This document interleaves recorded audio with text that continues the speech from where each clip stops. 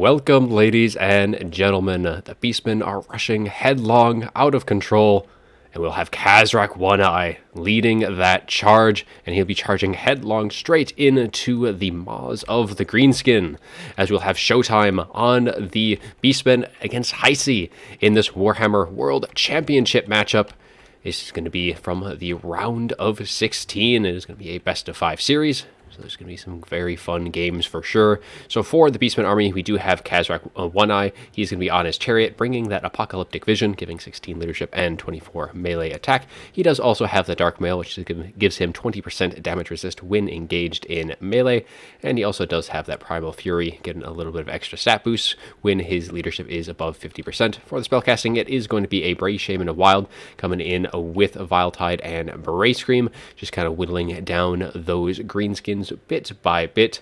And it has the Bestial Surge casting lore passive as well. For the rest of the forces, frontline is going to be all Ungor, very kind of cheap here. We do, of course, have the Blackhorn Ravagers, though, and they do have the ability that gives them Perfect Vigor, which is Rowdy +4 leadership and Perfect Vigor when their leadership is not wavering. For the rest of the forces, though, it is going to be very heavy in the mobility game, as we have Razor Herds kind of right behind that front line, going to be looking to support that a bit. But then on the flanks, we do have Centaurs and Chaos Warhounds galore. So you have some throwing axes, and then it's going to be 2 melee, 1 Chaos Warhound on this flank. On the other flank, it is going to be just 2 Centaurs and 2 Chaos Warhounds. Going to be looking to just kind of really counteract the Greenskin skirmish as best that they can. And this front line, though, really isn't going to be able to hold up all too long against the Greenskins, so they're really going to have to try and win that mobility game really quickly. I mean, they do have the Butchers of Kalkengard and these 2 Razorgore Herds, which are going to help, but in terms of infantry, they're not going to be doing all too hot. Now, for the Greenskins, it is going to be Azag the Slaughterer running up in the sky on Skullmuncha, and what he is going to be bringing, we do have Foe Seeker, we have Spirit Leech, we have the Aspect of the Dread Knight, which gives that leadership and terror, and then we have Slaga's Slashes, giving +10 melee attack and +4 leadership in an AoE centered around him. And when he's up on Skullmuncher, he's going to be really able to kind of give that to where the line needs it most. For the skirmishing power of the Greenskins, we do have some Forest Goblin Spider Riders with some Goblin and Wolf Rider Archers on one flank and a few more on the other, with just 1 Forest Goblin Spider and a Goblin Wolf Rider Archer. But they are getting a little caught out with those Centaurs. I mean, Centaurs, they do have that 74 speed. Even when poisoned, they are going to be able to really nip at the heels of these Forest Goblin Spiders. And if they do get that charge, they will be able to catch these guys, which they are doing just now. And then we have some more Forest Goblin Spider Riders, just the melee variant off in the background. But for the rest of the units, it is going to be a lot more infantry than what the Beastmen are going to be bringing. As we have Goblins, we have Orc Boys, we even have a couple of Stone Trolls mixed into that line. It looks like there is going to be 2 of those hiding amongst the trees. Otherwise, there's some Orc Biggins, Orc Boys, we do have some Goblins, and just some more Orcs on the far flank. Not going to be seeing any of the 8 peak loonies. Usually, you'll be seeing them in most builds, but instead are going to be relying very heavily on just the raw power of all of the infantry. Yeah, just plenty of Orc Biggins, Orc Boys, going to be able to make quick work of all those Ungors as they do kind of skirmish their way down a bit, while Azag's going to be getting some Spirit Leeches off. But let's get things rolling, as both armies are going to be looking to get in that engagement, and all of the Beastmen going to be able to kind of charge right on forth. They are looking to be getting a few more catches on these flanks, trying to get down these Goblin Wolf Rider Archers with those Razorgore Herds, and we get another nice little engagement here. Centaur is doing some nice work against those Forest Goblin Spider Riders, so things are looking pretty good. The Beastmen do have that very strong mobility game, and a very nice Vile Tide right into the middle of those Orc Biggins. However, unfortunately, that didn't really do all that much damage. Kind of needs to be, I think an Overcast gives that thing more armor piercing, but I would have to double check on that. More of the skirmish going rather well for the Beastmen. They do get the Centaurs terror routed as Azag decides to kind of jump into the middle of things, and the rest of them might want to be rethinking this engagement just a little bit. We do have some Goblins with Spears kind of mixed in, but that front line, these Stone Trolls already getting routed off. Aspect of the Dread Knight did go down on top of them, trying to stabilize their leadership, but these Butchers of Kalkengard, they will not be denied, as they are just going to be charging forward now, looking to really free up their Centaurs and their Warhounds here, as they are able to actually catch out Azag the Slaughterer on the ground, and these Minotaurs are going to be doing a nice job of pulling right on through, going to be terrifying these Goblins out, and then I'm sure they're going to be turning their attention right back back to Azag. All of these Razor Gore hordes are getting rampaged, and the Stone Trolls trying to peel them off of Azag, because he is stuck in a lot of high mass units right now. And now we have these Centaurs collapsing with Khazrak joining into the fight. So things looking pretty good for the Beastmen here, really able to get rid of Azag. I mean, his health is just melting, and we've been focusing really heavily on this engagement. This really is kind of be where this game is going to be decided, as Azag is getting routed. He is going to be able to pull out, though. He is still able to maintain. Wall goes down, going to be able to stabilize him, but he does rout just as he takes off into the sky, and he may be back when we kind of swing out just to kind of see how the rest of things are going. Centaur is kind of just cleaning up more of that force, kind of Spider Riders on the flanks. Some mobility games doing very well. Now they're just going to be kind of staying away from these Orc boys, especially when that Wa is popped, and they're just going to be looking to really isolate the Greenskins, because this little pocket here of the Beastmen is very, very strong. Another Valtide right into the middle of those Goblin Wolf Rider archers, and these Stone Trolls are now shattered, and now they're going to be really turning their attention to these Stone Trolls. And one thing I did not touch upon earlier, these Butchers of Kalkendard, they do have Fear, Terror, they have Regeneration, so that is going to be a major point for those guys. The longer that battle, so just like these Stone Trolls, they're able to keep regenning, except these Butchers are much more, I think, inclined at dealing with the Stone Trolls versus themselves, because they have some pretty high base leadership as well, so they're very hard to really kind of get rid of. And there's a nice little Bray Scream going to be going right on through. It is going to be routing their own Razor Gore herd, but doing a little damage to these Orc Biggins. Now, Orc Biggins, though, they have... Okay, I was going to say they have some decent armor. They have 50 armor. That's really nothing to write home about. Azag is once again getting kind of a little caught out in the ground. He is trying to free up the rest of as much of his units as he can, just trying to pick off these Centaurs. But unfortunately, things looking pretty strong for the Beastmen in this first game. We are going to be getting some more of these heavy hitters rolling in. These Stone Trolls charging forth on the tree line, but they have lost pretty much all of their infantry support. They really needed to engage with these Orc Biggins and pretty much all of the rest of their infantry, which is now going to be routing pretty quick. And without that infantry, these Stone Trolls are going to be getting taken down very quickly by these Butchers. As you can just kind of see that health and that leadership bar drop very quickly, and that Fear and Terror coming from these Butchers of Kalkengard, who's going to be rather dangerous. We do get a Spirit Leash going down on these Butchers from Azag, who is still around, able to kind of cast some more Winds Magic, has been able to free up some of his units. But yeah, I think this is beyond the point of no return. Beastmen going to be pulling out game one. There is going to be army losses. Greenskins do rout in a very nice early victory by Showtime. So we'll swing on in to that after battle report, and we'll update the scorecard as well. Beastmen making a good showing for themselves so far. So let's see how everything fared for the Greenskins. Stone Trolls, I think, were kind of a really big disappointment.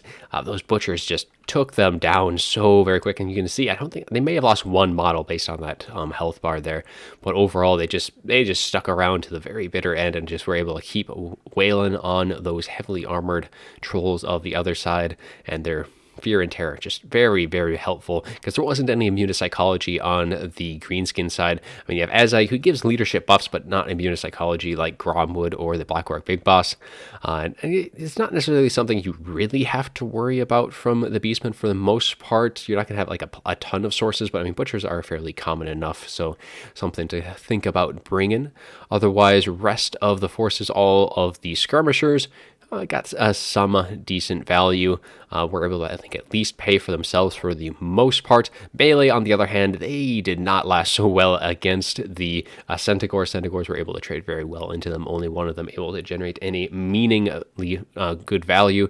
The Orc Biggins also got pretty taken down, despite they should have had that advantage in the frontline, in the straight-up frontline engagement, I should say.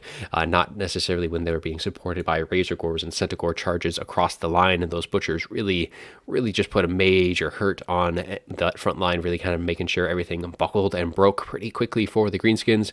Azag himself didn't do any good. He got caught out pretty badly early on in that fight, and that was one of the big factors there. He just got stuck in by Razor Gores. I mean, they have a pretty good amount of mass, so they were really able to kind of hold him, pin him down, and then once those Butchers got into play, that was just all she wrote for sure. Now for the Beastmen, the Butchers of Kalkengard, 1,500, very nice value on these guys. Razor Gores, one of them getting 1,100, doing a ton of good work with that, just assisting their infantry and all that. All of the mobility game, Chaos Warhounds, doing some decent work and stuff. And having that poison, of course, is always very helpful, because that is their only source on the field, at least with this army.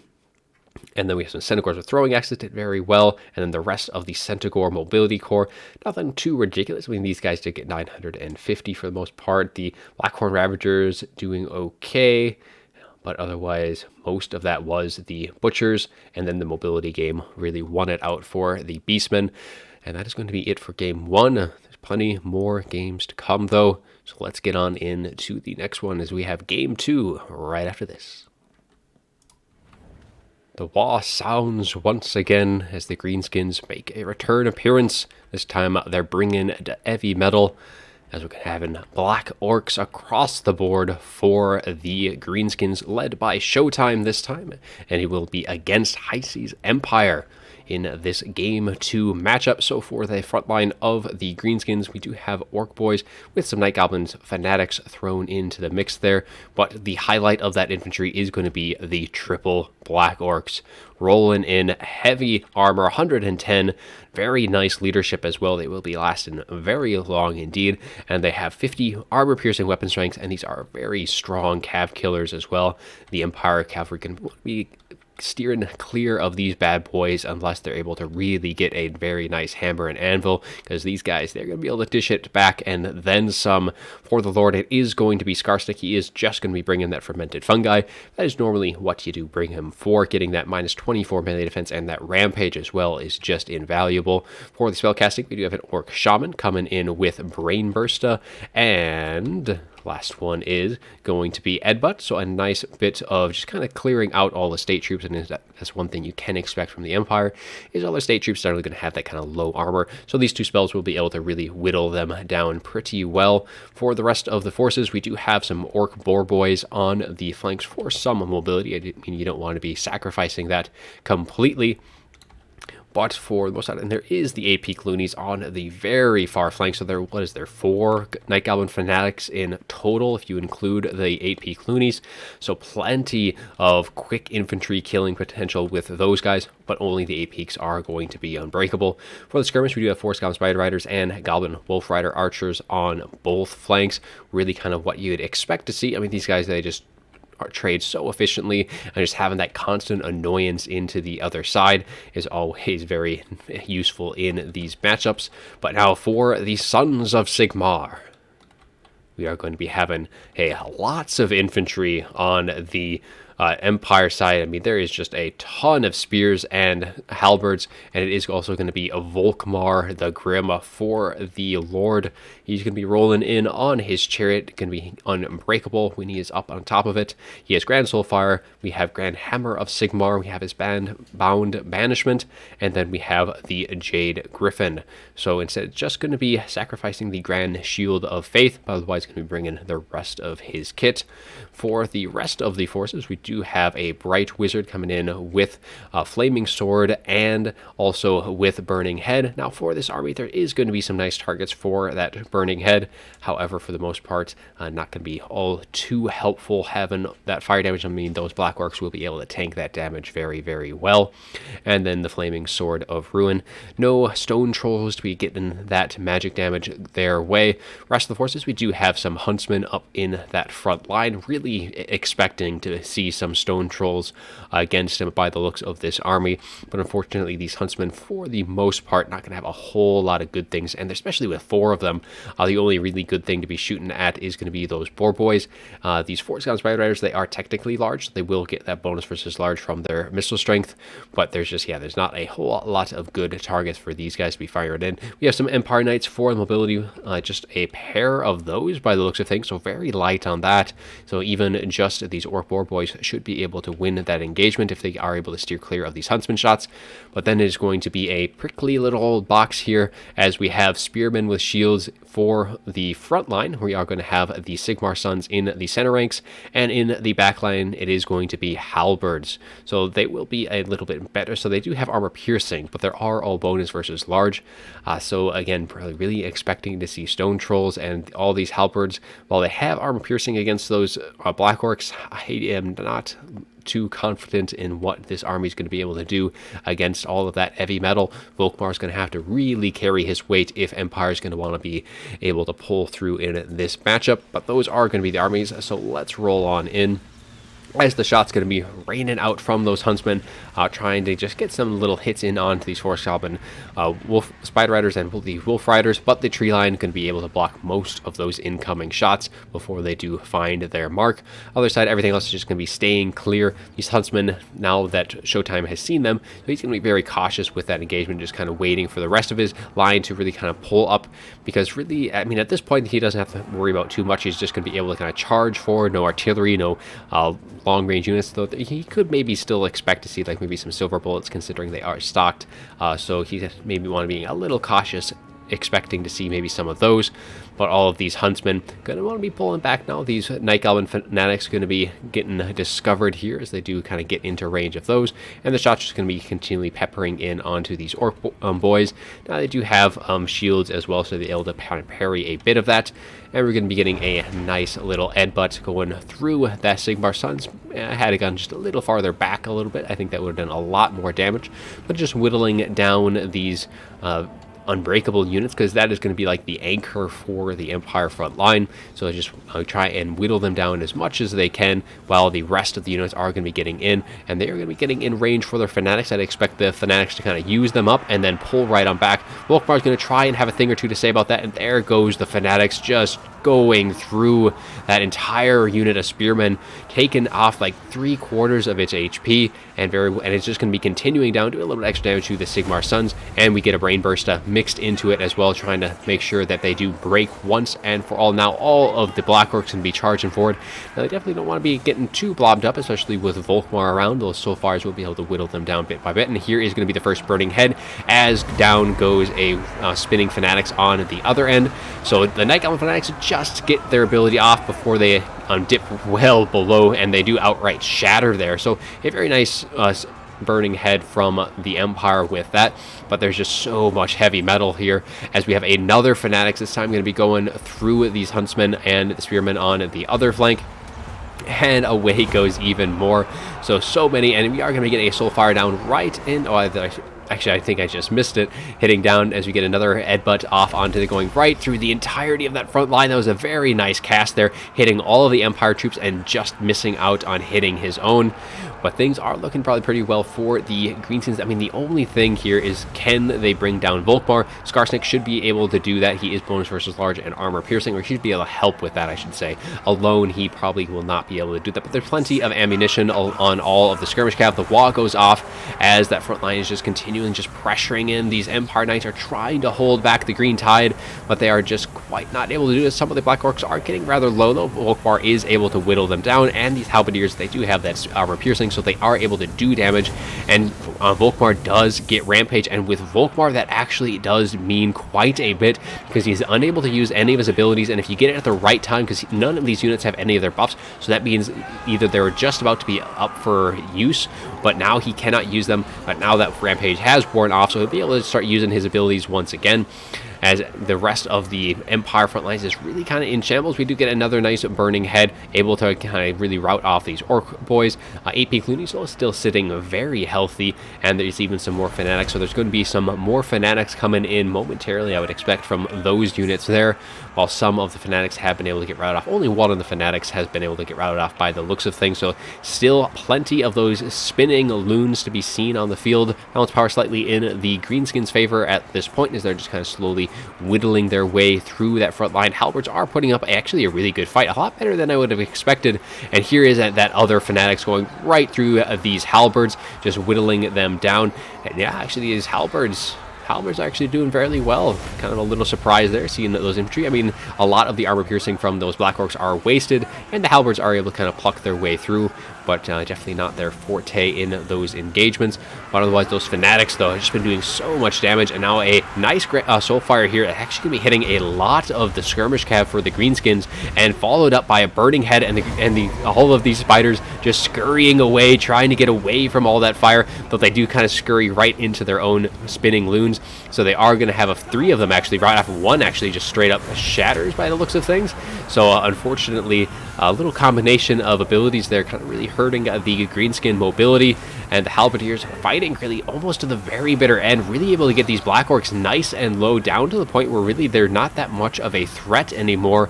However, all of the rest of the Empire's state troops really taking a lot of damage. There is still one very healthy Black Orcs though, however, but those Halberds, man, those Halberds really did very, very well, able to get these Black Orcs nice and low and down to the point where I think the rest of the Empire, or I guess rest of the Empire, there's not a whole lot left for the Empire at this point. We still have just pretty much just Volkmar and that Bright Wizard holding that balance of power in even remotely close to even.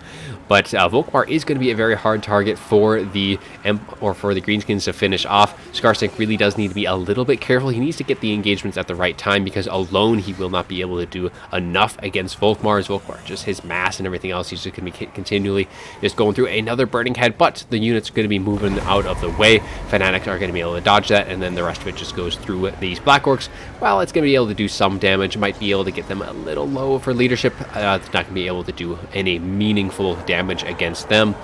But it really is down to just the Bright Wizard and Volkmar by the looks of things. So it is just single entities for the Empire. A few units started to come back, but ended up getting routed off by just all of the mobility. So it's just going to be a slow grind down. But it looks like the Black Orcs with Skarsnik are going to be able to do that. Volkmar is getting pretty low, especially with the charge in from all these Orc boys. But they do have to be careful. But as I say that, the Empire does concede. Just not enough left to grind through all of those heavy Black Orcs. So let's see how things did in the after battle report as Showtime takes game 2. So for the Empire forces, definitely kind of doubling down on a certain build from the Greenskins, and really not seeing any of those large targets really did hurt their chances here. They had all these Huntsmen and plenty of fire damage and the ability to give fire damage. I mean, some of the Huntsmen were able to get 600, but for the most part, there's not enough good targets. I mean, against Black Orcs, what are you going to do? They don't really have that armor piercing to do a whole lot against them.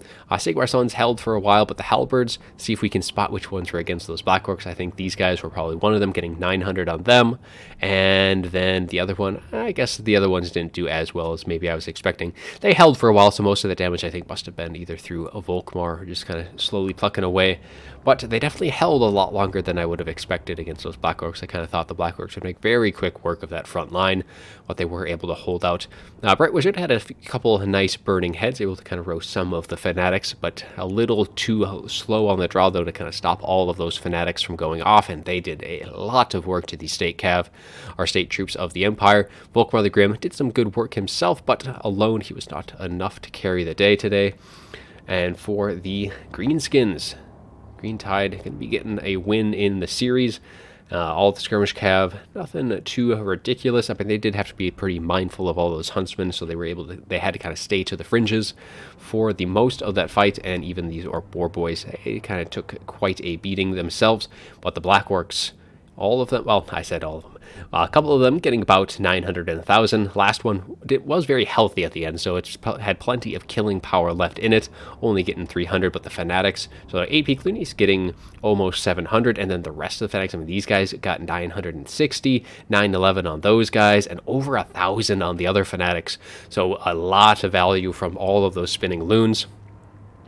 And they did quite well with those. Usually having that many Fanatics is a little bit of a drain on the micro, but Showtime definitely proving he was able to pull that off with all of those very beautiful casts just going right through all of the Empire State troops. Then we just had a couple of Orc boys. We had the Orc Shaman, Brainburstas, and the Edbutts did very well. There was one very nice one on the Greenskin left flank where it just went, it was like perfectly cast, hit all of the Empire troops and stopped dead at that middle ground before it hit into the Greenskins. And then Skarsnik was able to get some nice damage himself. I was kind of stabbing the chariot of Volkmar kind of slowly but surely throughout that battle. Very nice game 2. Now it is going to be going into match point for Showtime. One more win and he will be advancing through to the next round. So we'll find out what happens in game 3. The sun of the desert shines magnificently off of Prince Sigvald the Magnificent in all his dazzling armor as chaos strides forth in mass against the Bretonnians, as we have SHOWtime on the Chaos Forces, and Heisi will be commanding Bretonnia in this Game 3 match. For the Chaos Forces, it is going to be a bunch of Chaos Marauders for that front line, and then they will be backed up by plenty of Chaos Halberds.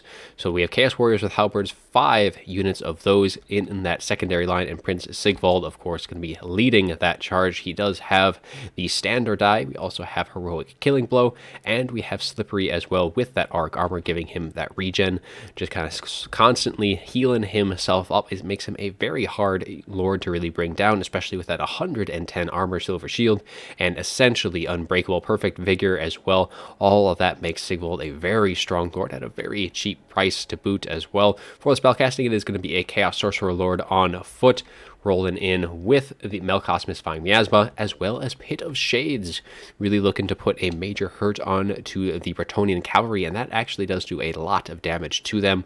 If you get a couple of units of very expensive Bretonian cav grouped up, that can generate a ton of value very, very quickly.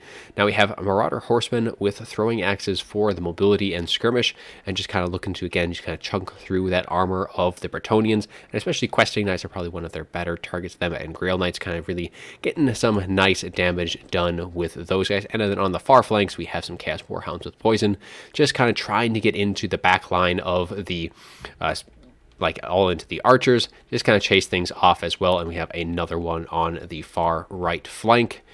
So pretty, I mean, it's for the most part pretty standard. I mean, the halberds have become a very common pick for Chaos here, really kind of expecting all the cav. But for the Bretonians on the other side, we have King Lewin Leon Kerr. He is going to be flying high, and there's going to be nothing here to really contend him. Those throwing axes can do some damage, but they do have a little harder time hitting those flying units. They pretty much have to be directly underneath him to really land any good hits.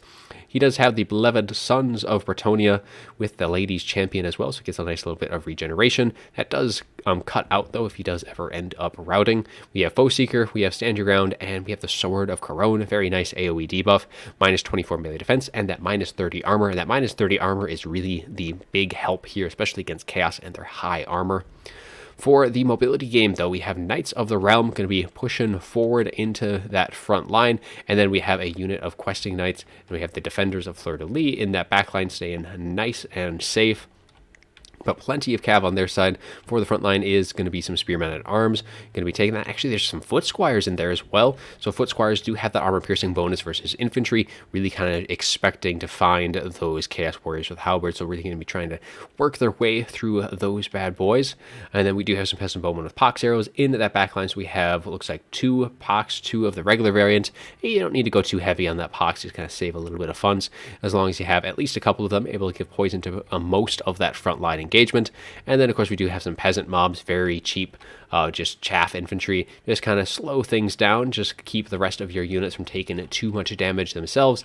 And then we have a Damsel of Heavens going to be rolling in. I think that might just be Wind Blast. So actually Curse of the Midnight Wind, so an additional minus 30 armor, minus 24 melee attack, so that's exactly what Sword of Corone does. So it is the spellcasting variant of that, going to be giving that, and that is an AoE, just like how Sword of Corone is. Sword of Corone is centered on King Lewin. Well, this can be targeted anywhere they want, and it does last for 25 seconds, so very nice little spell bringing, and that is actually in addition to the Damsel of Life. Missed that there, and Damsel is going to be bringing Earthblood, especially with all the Bretonian cav, where the Earthblood is a need to be in this fight, but that is going to be the armies. So let's roll on in as the armies do engage. We have a little charges coming in from those Knights of the Realm, though they are going to be pulling back all of the skirmish cavalry. They are able to put some punishment, and King Lewin diving down pretty early on. I think that's a little risky maneuver there. Luckily, he was able to kind of just push right through these Chaos Marauders.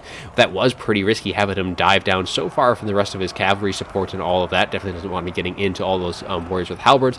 Halberds are going to be deterring these questing knights, but they are getting some nice charges in that engagement, as we do have that Chaos Sorcerer trying to get that Pit of Shades in, but those Knights of the Realm going to be pulling right on out. I think you need to be a little bit patient with that. It's a very expensive spell to be completely wasting, though it looks like these Foot Squires going to be charging straight forward, but just as they do get in, I did do a little bit of damage, was able to catch out a lot of the Knights of the Realm, but for the most part it was not quite as good as it could have been with a little bit more patience.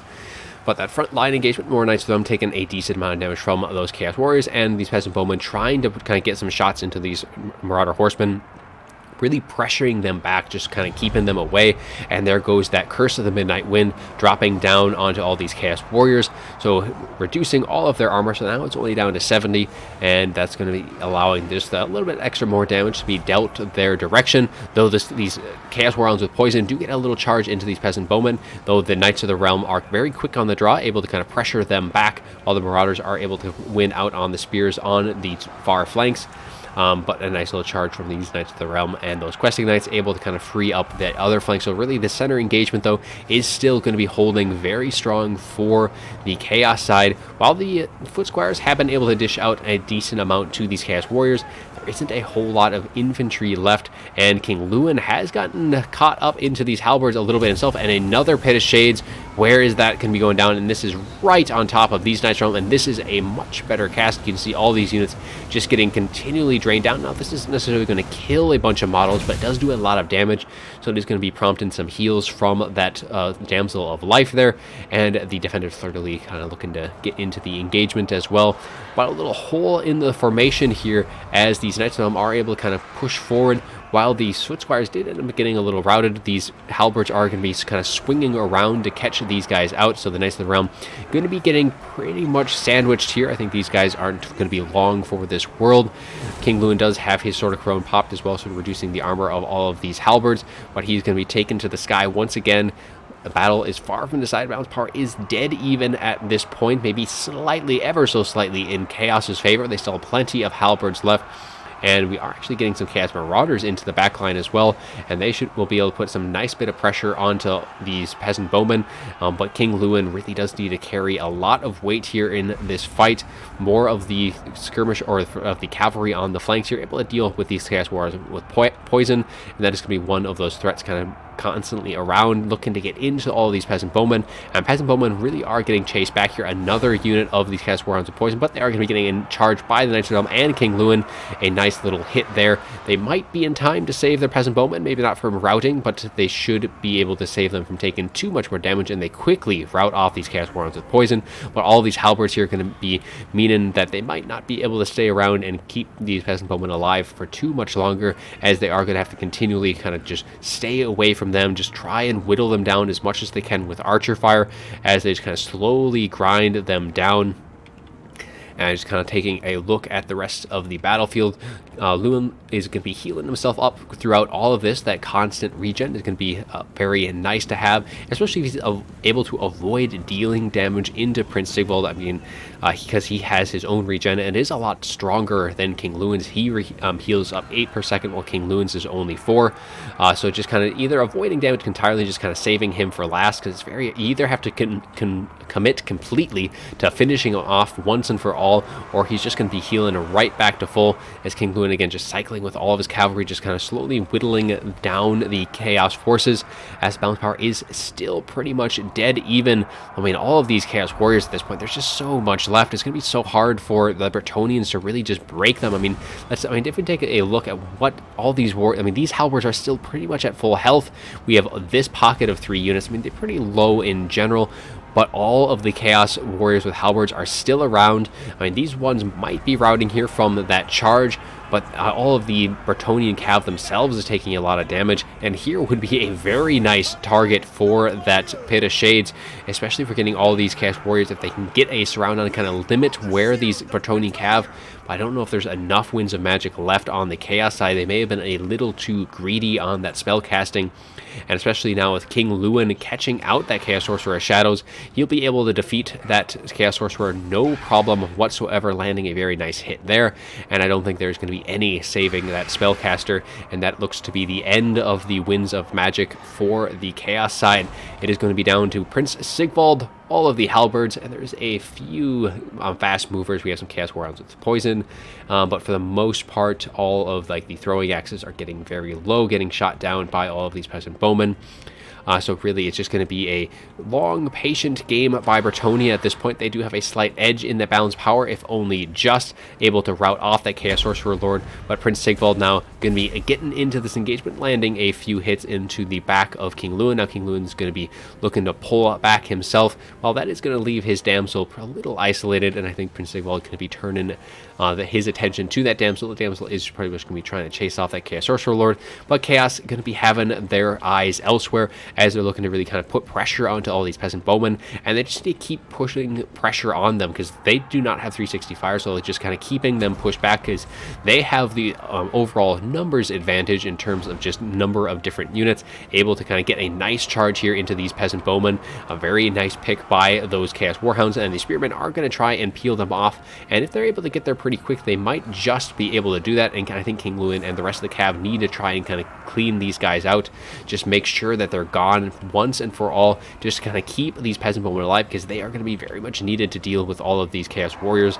Though the balance power is shifting more and more into the favor of the Bretonnia, though just because the balance power is in their favor, it does not mean that Prince Sigvald is not going to be able to carry the day once again, though King Lewin is very, very healthy, so that is going to make it a lot harder for Chaos to deal with him. But all of these Chaos Warriors with halberds, they are getting peeled off bit by bit. 2 of them are going to be routing just now. I mean, all of the Marauders are definitely being pushed off very, very quickly as these Chaos Warhounds do return. Going to be, again, putting that pressure into the back line. I think their eyes are going to be on this unit of Peasant Bowmen with the most ammunition left. The other 2 are getting pretty low, and these guys are going to be routing to just the charge of these Chaos Warriors. King Lewin getting a little hit in, charging through, and he doesn't want to be sticking around too long, though, with Prince Sigvald and all those halberds, though he is able to terrify those Chaos Warriors with halberds, so that is a very nice little luck there, making sure he doesn't get too caught up into that engagement with some rather strong anti-large infantry. And a nice rear charge, though, and a sandwich. This is a very nice engagement for Bretonnia, able to get that strong hammer and anvil I mentioned at the start of this match, and that is how they're able to break these Chaos Warriors so very fast. And yeah, that was a very nice engagement.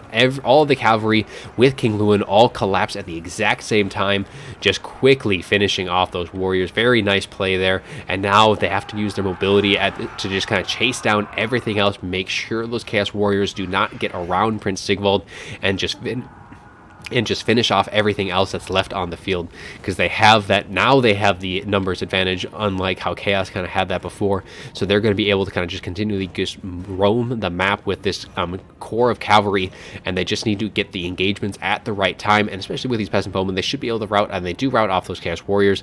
And yeah, now I think Bretonnia does have a very strong advantage, because now Prince Sigvald is going to be standing alone. I don't see any way for Chaos to regroup their forces.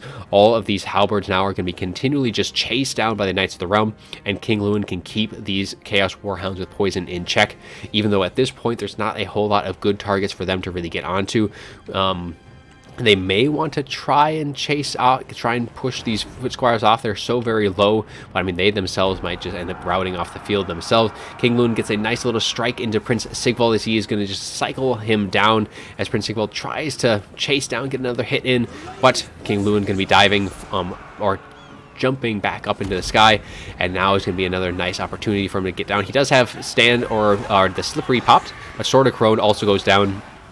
Going to be getting that armor just a little bit lower. It is only, I mean, it's still 80, so it is still rather high, but that damage is continually just keeping him down. He does pop heroic killing blow as well, so he is able to dish out the damage fairly well, and he is going to be fresh as a daisy. While all of these units, you can see they're all exhausted, and that is going to put a major hurt on their combat effectiveness.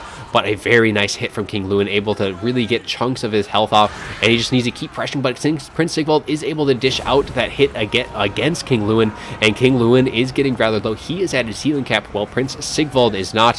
However, Prince Sigvald is just stuck in this grind of infantry. I mean, everything else for Chaos is all routed off.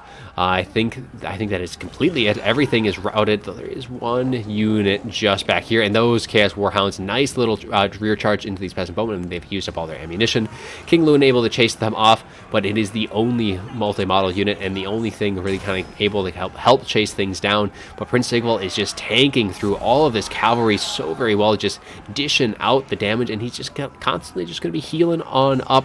And while all the cooldowns are off, this is when King Lewin would be very nice for him him to dive down because he doesn't have that heroic killing blow, he doesn't have slippery, he doesn't have his stand your ground, so he is able to get all those hits off, and he does pop Foe Seeker, giving himself a little bit of extra vigor, but he is still very, very tired. And while, yeah, you can see Prince Sigvald is nice and fresh, and all those combat stats from King Lewin, you just kind of see, well, right now they're nice and good just with him getting into that, but all of these units getting exhausted, it is going to be putting a little drain on Bretonnia, but it looks like they are able to get Prince Sigvald pretty low, though these Chaos Warhounds now are just, they have to commit, and King Lewin, very nice awareness, and as he just dives directly out of it, just at the right time to block that charge and just cause them to rout right off. They terrify, they rout, and I think with them gone, army losses is just on the very brink, and for instance, Prince Sigvald is not unbreakable. That is usually one of the ways that he does go down, just due to overall leadership, and he is just stuck in this mass of units as a nice little charge in by King Lewin. As you can see some of his he is at over 1,000 HP, while Prince Sigvald is sitting at, what, 700 I was seeing in that? But he is getting quite low himself. Actually, Prince Sigvald's at 1,400. It was a different unit I had hovered over there. But Prince Sigvald going to be wavering. That is going to be army losses. And Prince Sigvald not going to be able to grind through everything this time around, as he does fall to all of that Bretonnians, just shanking him in the back. But let's go over the after battle report, as Heisi able to take a game off of Showtime and can be forcing another fight, though he is going to have to do the reverse sweep if he's going to be able to move forward in this playoff bracket. Now for the after battle report here, for the Bretonnians and all of their cav, they were able to do some decent work for all of the knights. The realm questing knights, on the other hand, really didn't do all too much. All the peasant bowmen, though, I mean, look at these units, 1,100 on these, almost 1,200, 700, 400, almost 1,000 on these guys. So just having them be able to use up all their ammunition, even though it's against very highly armored units, they're still able to whittle them down. And then the foot squires themselves, good idea. They were able to get some decent damage, so it wasn't a complete waste. But usually I think you just kind of want to saturate the front line with as much archer fire as possible, and you can just kind of slowly bring them out. Or you can also bring like trebs as well, because they do very well against like halberd units. Nice tightly packed, high armored, high value units. Trebs can do a lot of good work themselves. Of course, you do have to be a little mindful of like hell cannons and the like in return. The damsel, I mean, these were all just completely supporting, so any damage of this, I think, was purely in melee, because, I mean, Curse of the Midnight Wind and Earthblood isn't going to be getting any value in those departments. And King Lewin able to get some nice himself, getting 2,100. But as for the forces of chaos, the Poison Warhounds got a few nice charges into the Peasant Bowmen, but for the most part, the micro on the Bretonnians was very on point, able to get charges from their own cav into these guys, really keep them at bay. And then all of the Marauder Horsemen with throwing axes really had to keep their distance, and as a result, were not able to get a bunch of value themselves. But the Chaos Warriors with halberds, 1,100, almost 1,200 on those guys, 800 on them, 1,800 on these guys, really able to do a bunch of damage to the Bretonnian cav. And then on these guys we have 700 and 600, and this is kind of how it's been devolving down, just having all those elite halberd units. And it's not even uncommon to see chosen here, because they are just so hard for Bretonnia to bring down that high armor. I mean, so it's really having that Curse of the Midnight Wind, Sword of Corone, all those abilities to kind of reduce that armor really does help, though, Bretonnia kind of trade just a little bit better. Frontline for the Marauders, not doing a whole lot, but that they were just kind of there to absorb as many charges as possible and allow those Chaos Warriors to get into the engagements as healthy as can be. The Petashades on the Chaos Sorcerer Shadows, I think, was just a little unfortunate. I think it just had to be a little bit more patient. That first one, not so great. Second one was a little bit better. And then get a little bit too isolated from the rest of the Chaos forces. But it was a nice idea, though, because it does do a bunch of damage to cavalry. But when you have all of those halberds, you don't really need that cavalry killing power. I think really then the threat becomes the Peasant Bowmen, Trebuchets, and King Lewin to an extent. Because you have the counter to the cavalry, so I think maybe go with it, maybe a different lord, something to get rid of those peasant bowmen in the back. So either just go with pendulum instead, or go with like lower fire to get like burning head to go through all of those peasant bowmen, frontline infantry to kind of help get your halberds into those cav engagements just a little bit quicker, and again, just not take as much damage themselves. So I think, yeah, maybe switch that out for lower fire, and that would have been a little bit different. But look at Prince Sigvald. the Beast himself, getting 4,100 in total damage value. I mean, that just goes to show just what a powerhouse Prince Sigvald is right now, and definitely a few people saying that he's a little bit broken at the point, especially at his price point. He is very cheap. I think even with all of his items on him, he's like 1,600 to 1,800 in terms of total cost with everything, and he is just able to constantly get his value. And when he's around in the late game, when he is fresh and everything is exhausted, that is just making it so he just dishes out that damage so much better. And boy, did he ever. But it was not enough to carry the day for Showtime, though it came very close to doing so. But that is going to be it for our third batch. So let's get into game 4 as Showtime once again going to be at match point to see if Heisi is able to force a game 5. Lizardmen look to root out the forces of chaos, as the Lizardmen will be facing off against Norsca, as the Lizardmen's great plan will have no room in it for those chaos-worshipping devils of the north. So for the Lizardmen army, going to be led by Showtime, as Heisi will be commanding the Norskins. It is going to be a Saurus front line, so we have some spears on the flank. Center ranks is going to be Saurus warriors with shields, and then backed up behind them is going to be a trio of skin cohort with javelins. They have some very nice DPS with those units. They only have 3 ammunition, but having 120 javelin throwing skinks definitely led to a bit of extra damage. And then a couple of chameleon skinks in the front. They have 360 fire, they have stock, they all have poison in range and melee, so a very tough nut to get into, as it'll be just giving that poison, just reducing the incoming speed of the Norskins. For the mobility, we have some Cold One Spear Riders on both flanks, bonus versus large, armor piercing, rather nice unit. And then for the center, it is going to be a Slan Mage Priest of Fire, a rather uncommon sight to be seen. While the Lore of Fire is quite strong, the Lore of Fire on the Lizardmen just doesn't synergize all the best with the rest of their units. Normally you're going to be seeing a little something else, but the Slan is going to be bringing the Flaming Sword of Ruin, imbuing that fire and magic damage, especially when some of the regenerating units on the other side is rather common. Especially you give it to that big dino there, can be helping to trade very well even into some of the anti-large duelists of the Norsca roster. We have Burning Head as well to help kind of just roast through the front line of the Norskins, and the Norskins do have low armor, so that is going to be quite nice indeed. And the Bound Banishment to add to that. But just bring Cold-Blooded, Greater Arcane Conduit, no Shield of the Old Ones or anything like that. I think not having Shield of the Old Ones, though, is a little odd. I think there's other things to cut if you. I think that is a very nice ability to be having pretty much in every single matchup you want to bring a Slan in. So we also have the Thunderous one, though, the Ancient Stegodon ROR, and it does have the Judgment of the Uxmax, giving a nice little bombardment around it when it's in melee, and it's got quite a few charges of those to help just kind of really whittle down the Norscan front line. But that is going to be it for the Lizardmen. Normally, you do expect to see either like a full kite build, or you see a bit more of a tighter box formation with like solar Bastildons and the like. So a little middle ground build to see how well that's going to pay off for the Lizardmen. But for the Norscan side, we do have some nice quick mobility on the flanks. We have some Norscan Ice Wolves on both sides, as well as some Skin Wolves, one of which is going to be the armored, and 2 of the regular Skin Wolves for the rest of the front line, or for the mobility game. For the front line, it is going to be just Marauders, nothing too special, but they will be backed up by a trio of Marauder Berserkers, and these guys, however, will trade rather well into Saurus, unlike their regular Marauders.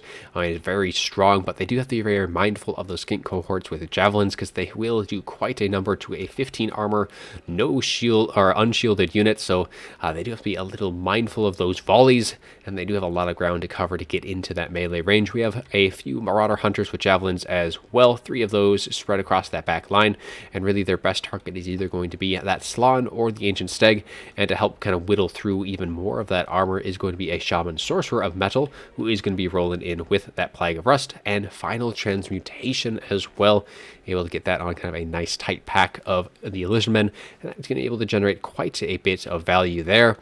On the Lord, it is going to be Throg. He is going to be coming in with Fighter die, as well as the Wintertooth Crown. Can be making sure everything stays fighting for as long as physically possible, because the Wintertooth Crown does give Unbreakable in an AoE centered around him. And he doesn't have too much to worry about, really. There's nothing too dangerous. I mean, pairing that Flaming Sword with any of those units will allow them to trade decently into Throg, but there's no like steady, constant damage versus like regenerating units. You do have the 2 Spear Riders, so if you get those Flaming Swords on those Spear Riders, he's going to be very, very careful about that. But that is going to be it for both of the armies. Both sides going to be kind of pushing up here. No Pterodons, no Solar Bastildons on the Lizardmen. Normally, Scythe you'll almost always be seeing. But let's see if that curve wall is going to be able to kind of throw a wrench into Heisi's plan with his Norskins. But I do think the both builds are very strong in and of their own right, so we'll see how well things do progress. The Norskins going to be looking to kind of get a little bit better position, and they do have the time to do so. There's no real long range units on the Lizardman side of things. They do have the Chameleon Skinks, which will be able to kind of put a little bit of constant skirmish pressure into the other side, and they will be kind of pushing up with them. Just going to get some shots into these Norscan Ice Wolves. But the Norscan Ice Wolves, they do have Frostbite, and they do have 95 speed, so they will be able to catch those Chameleon Skinks. So the Chameleon Skinks need to be a little cautious about those guys, and especially once they're Frostbitten and the Skin Wolves get into play, those 2 Chameleon Skinks, I think, might want to be pulling a little bit farther back, get under the protection of these Cold Wind Spear Riders, and then kind of progress from there. But Norscan's going to be pushing forward. It's a rather dark map here. Hopefully everyone's able to see everything going on. Javs do open fire into that front line, doing a little bit of poke damage, while the rest of their main targets is a little out of range at the time. But the charge of the Marauders and all of these Marauder Berserkers getting in, and now these Skink cohorts with Javelins going to be getting a nice volley, doing a nice bit of damage to those Marauder Berserkers. And here's a beautiful Burning Head, just going to be going through 2 Marauder Berserkers and a Marauder, though that second one does go a little bit off into the side, but is going to continue right down into these Javs, and it is going to be just doing a ton of damage to those. Bound Banishment in that backline as well, hitting these Javs, so a lot of DPS quickly going out for the Lizardmen. However, on this flank, we do have 2 of these Skin Wolves collapsing on these Cold Wind Spear Riders, doing a nice bit of damage there. And before these Norscan Ice Wolves able to really kind of get into these Chameleon Skinks, they do get terrified out by that Thunderous one. And yeah, this one unit of Cold Wind Spear Riders quickly getting taken down, and on the other flank, it is not in a much better position, although there's just not quite as many Skin Wolves. There is the Marauders, these Ice Wolves, and the Armored Skin Wolves going to be doing a nice bit of damage. All the Cold Wind Spear Riders do have armor piercing, but there's going to be these Javs getting in after they've used up all their ammunition already. But the front line of these Horse Warriors is taking quite a bit of damage, and the Marauder Berserkers lost a lot of their teeth as they took a major Burning Head. They're taking out a lot of damage, and these Chameleons and the Skink cohorts doing a lot of damage to that low armored unit. And we have another Burning Head on the other side, going to be going right through these Marauders, right in between both of their units, and that is going to be these Armored Skin Wolves gone and these Marauders gone, and things quickly falling apart for the Norskins as the Lizardmen are just going very strong at this point. The spell casting has been really on point so far, and they have pretty much lost a lot of the possibility of even bringing down the Thunderous one. We do have it looks like a Plague of Rust overcasted, trying to allow for like Throg and these Javs, but the Javs get terror routed, as does Throg. He is not immune to psychology himself, as he does get routed off, and I think with that gone, I think that is going to be just about game already. There is going to be a couple of Skin Wolves though coming back into that back line. Might be able to put a little bit of pressure on and kind of get into these Chameleon Skinks and maybe put some more pressure, but more and more of the Norskins getting routed off though. Throg came back just long enough to pop his Wintertooth Crown, so he was able to stabilize the leadership of at least himself, and almost got there in time for these Marauders, but they did end up routing before that effect went off, and we get an overcasted Final Transmutation, and it is going to be hitting a lot of units, but in response, there is also going to be that Flaming Sword of Ruin, giving that fire damage to all these units, which is just going to allow these Skin Wolves to get just decimated, especially the fire and magic damage. So it is doing additional damage because they're regenerating units, and it's bypassing the physical resist of the Skin Wolves as well. So that Lore of Fire really paying off for the Lizardmen here, doing a lot of good work. Just again, like Skin Wolves, all of the low armored infantry has done very well. Second Bound Banishment going to be dropping right down into the middle of these Javelins, and I think that's going to be just about it for these guys, as they're going to be getting pretty low for leadership. Even the Slan getting close engaged in melee might be enough to cause that thing to run, because he's been able to beat back that Shaman Sorcerer Metal, though that Final Transmutation at the end did a lot for the balance power, kind of bringing it a little bit closer to even, but there's just so much left, and this Ancient Stag is just going to be so hard to bring down, especially if that Slan stays close by it. Everything that would like to get on either one of those units is going to be a little bit more mindful. The Skink Courts in the back able to kind of get a little surround off onto these Norscan Ice Wolves, who were trading very well. And if they're able to break these one javelins, that will open up an avenue for their escape. It looks like their leadership is able to stabilize, so keeping those guys pinned in. The Armored Skin Wolves coming in for the support, as the last pocket of Norskins really condensing right now. All three of these Skin Wolves are still around and running and operational, but they are very low in terms of health, and it looks like that is going to be another Flaming Sword of Ruin, giving that fire and magic damage, and especially against all of these regenerating units, especially that final little bombardment there. So that fire damage from the Thunderous One is just going to be able to dish out so much damage to Throg, who is terrified himself, though he has really nowhere to go. But a single hit from that Slan there, able to shatter Throg, and with that, that is going to be army losses, and Showtime is going to take Game 4 and the series 3-1. So let's take a look at the after battle report, update the final scorecard, as it is going to be 3-1 in Showtime's favor. He does advance. And for the Norskins, unfortunately, they were not able to carry the day, though that Lore of Fire just decimated their army so very effectively. But if we kind of look at how things did, I mean, the Skin Wolves, they did okay. Armored Skin Wolves, they are rather expensive to only be getting 600. However, the Norscan Ice Wolves, they do cost 600 themselves, but able to get a nice amount of kills, able to chase things up, put a lot of pressure on them. The Jabs, while they're able to pay for themselves, usually, like, especially with them against, like, especially the Thunderous One, they needed all of them to be focusing their fire on their large targets. So the Cold Blood Spear Riders, Thunderous One, and Slan had to be their targets. They couldn't afford to waste their ammunition on anyone else, and they really needed to try and stay alive. And then a few of those spells made sure that was not going to be the case.